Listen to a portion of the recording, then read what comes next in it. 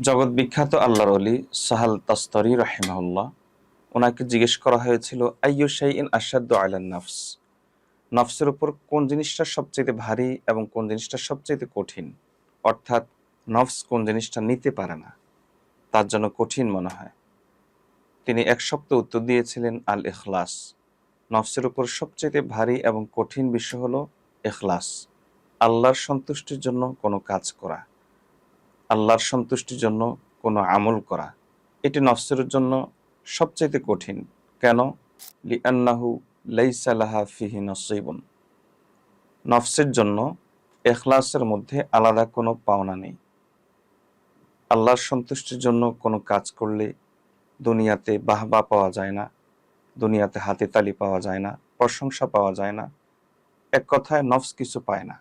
এজন্য নফসের জন্য সবচেয়ে ভারী জিনিস হলো ইখলাস।